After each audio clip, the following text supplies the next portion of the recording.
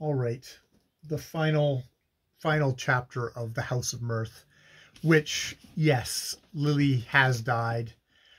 It opens with Lawrence Selden coming down the walk, saying like, "Oh, even this miserable, like, it's summer and everything looks beautiful, and even the shabby rooming house where Lily lives looks beautiful. And the word came to me last night, the word that I need to say to her, and I'm gonna go and tell her about it." And he knocks on the door, and Gertie Farish opens the door, and yeah, Gertie's like, we have some time alone with her upstairs before the doctor comes, and leads her up, and there she is, and she's a corpse. There's that thing of her face is now, it's just a mask laying over her remains.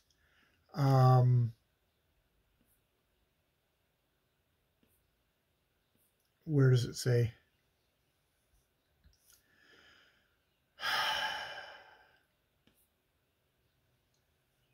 Yeah.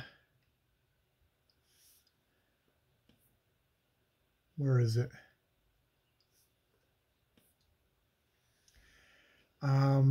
Yeah. Though the blind was down, the irresistible sunlight poured a tempered golden flood into the room, and in its light Selden saw a narrow bed along the wall, and on the bed, with motionless hands and calm, unrecognizing face, the semblance of Lily Bart. No longer Lily Bart, but the semblance of Lily Bart. That it was her real self, every pulse in him ardently denied. Her real self had laid warm on his heart, but a few hours earlier. What he had to do with this estranged and tranquil face, which for the first time neither paled nor brightened at his coming. She always responded in life, but no longer in death. And he does get left with her, and he sees the two letters, one of which is a sealed letter to her bank, so he doesn't touch that. The other one is a letter to Gus Trenner, and he suddenly slips back into not trusting her again. And part of him wants to, temptation jumps on him like a knife. He wants to open it. But like Lily, he resists temptation. And you think, motherfucker, Lily's going to go unrecognized by Lawrence Selden, that Lawrence Selden is going to think the worst of her in death as well, that she was some kind of conniving, woman who was still hanging out with someone like Gus Trenner. Temptation leapt on him like the stab of a knife, and he staggered under it, steadying himself against the desk. He puts all that in, and he decides to just go through the desk and the letters. He finds out, he finds a note that he sent to her. "When may I come to you?" His words overwhelmed him with the realization of the cowardice which had driven him from her at the very moment of attainment. How he had retreated when they had that discussion that night. Like he could have pursued, and that would have been them together. Not super well set up, but also nowhere near this.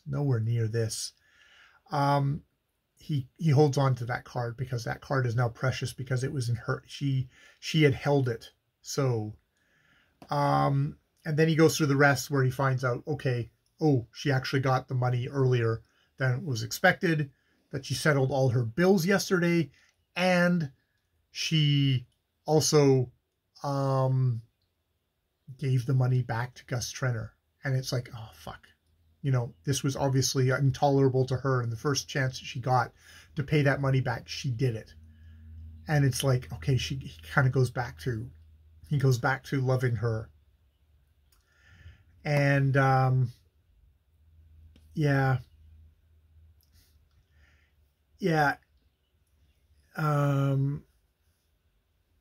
that was all. He basically figures that out, that she'd freed herself from it, though the act left her face to face with bare, unmitigated poverty. That was all he knew, all he could hope to unravel of the story, because we're all mysteries to each other. The mute lips on the pillow refused him more than this, unless indeed they had told him the rest in the kiss they had left upon his forehead. That is the last communication that they had, was that kiss on the forehead. Yes, he could read it into that farewell, all that his heart craved to find there. He could even draw from it courage not to accuse himself for having failed to reach the height of his opportunity. But at least he had loved her, had been willing to stake his future on his faith in her. And if the moment had been fated to pass from them both before they could seize it, he saw now that for both it had been saved whole out of the ruin of their lives. They were ruined, but they were actually going to make it, which makes it all the more sad.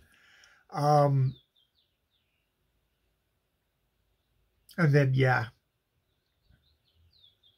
it was this moment of love, this fleeting victory over themselves, which had kept them from atrophy and extinction, which in her had reached out to him in every struggle against the influence of her surroundings, and in him had kept alive the faith that now drew him penitent and reconciled to her side.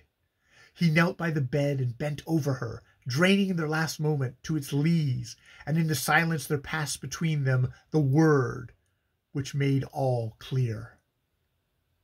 The word between them.